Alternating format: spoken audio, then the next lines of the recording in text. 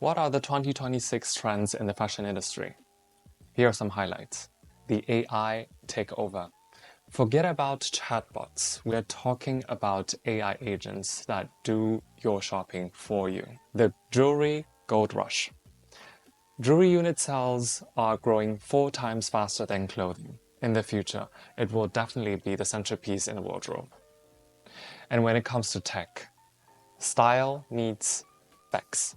Smart glasses, for example, are looking more like fashion, not science experiments. And there's a great elevation when it comes to fast fashion. Your favorite fast fashion brands, for example, Zara or H&M, are charging more and looking more like designer brands.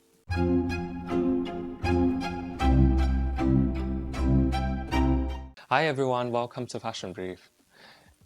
If you felt like the world of fashion has been in a bit of a limbo lately, get ready, because 2026 is the official year of the Great Reset. We're passing through an era of growth at all cost and entering the world where tech actually works. Jewelry is the gold standard, and cheap brands are looking more like luxury brands. The trends are identified by Business of Fashion, McKinsey State of Fashion 2026 report, and it has always been a year-end read material throughout years. I'll guide you through some of the trend that actually changing how we shop and wear clothes. Let's get into it. So first up, the AI shopper trend. We've been hearing about AI and using AI for years, but in 2026, it's something different. It's not just a tool for the brands, but also for the shopper. We are entering the era of agentic commerce. Instead of you scrolling through 50 tabs finding boots or clothes, autonomous AI agents are going to help you throughout the process and act on your behalf. The agents can monitor prices, compare fabrics, and also complete the whole checkout process for you. Look at Amazon. They've already launched a feature, Buy For Me. This isn't just about shopping on Amazon, but it's about helping customers to find the right products from the brand sites seamlessly. It has to be filled with semantically rich data and AI accessible content. If an AI agent can't crawl your site and understand your leather, for example, is ethically sourced, or your fit is oversized, it won't recommend you to the customer. Being visible in an AI chatbot responses is officially the new SEO, namely GEO, Generative Engine Optimization. Next, the trend is about jewelry. While the rest of the fashion market is seeing slow growth, jewelry is absolutely beaming. Its unit sales are expected to grow by 4.1% annually through 2028. That is 4 times the rate of clothing. Consumers are looking for hard luxury, things that hold value, signify taste, and act as a long-term investment instead of a fleeting trend. Take Kering as an example. While their big clothing brands such as Gucci, Alexander McQueen have struggled, their jewelry houses like Pomellato and Quilin have been described as shining stars, showing resilience even general luxury slows down. The other example, Mejuri. They've mastered the female self-gifting market. Their Mejuri Play initiative launched in 2025 leans into female self-empowerment and athletes, moving jewelry from something a man buys you to something you buy for yourself. Another popular example, Pandora. They are not just selling charms, they are techifying the back end.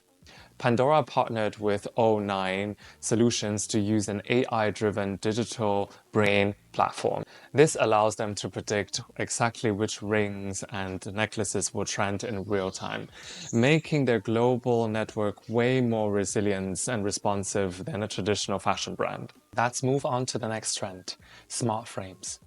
For a long time, wearable tech means bulky watches, ugly headsets. But 2026 is the year the smart glass market hits 30 billion US dollar valuation.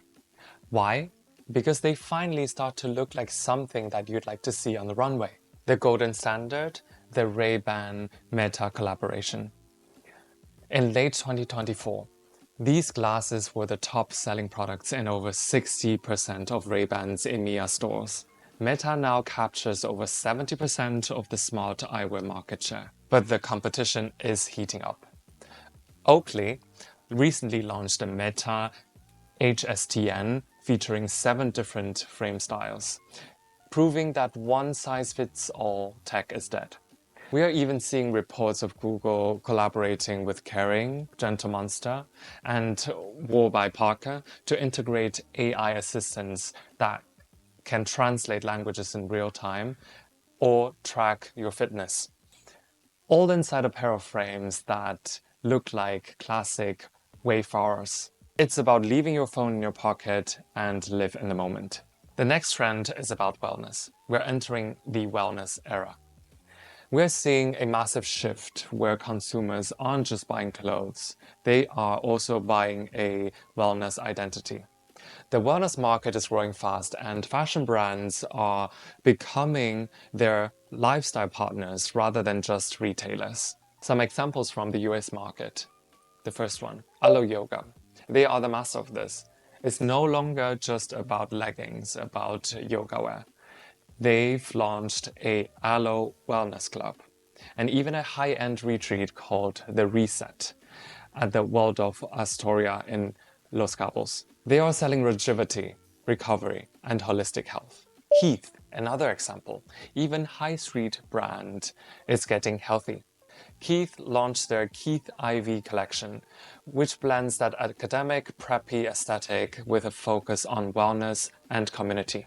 The key for brands in terms of wellness in 2026 is about consistency. You can't just slap a wellness label on your t-shirt. You have to collaborate to partner with experts in the field of hospitality, fitness, or nutrition to be more credible. The next trend is huge, the elevation game. Value fast fashion brands are growing up is because they can't compete with the ultra low cost prices of giants like Shein or Temu. Instead, they are moving upmarket to capture the aspirational consumers, shoppers, who is tired of the rising luxury prices. Zara is definitely the leader when it comes to affordable aspiration. Look at their new high-tech flagship store in Manchester Trafford Centre. It looks like a luxury boutique. For their 50th anniversary, they didn't just run a sale.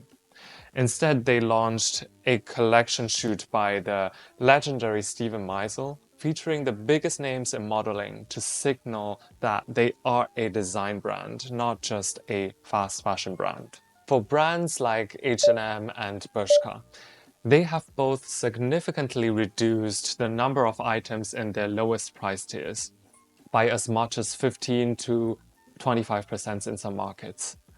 They are ditching the race to the bottom and focus on quality and halo products such as high-end outerwear and leather goods to justify a higher price tag. Finally, the last trend we are going to talk about is luxury recalibrated.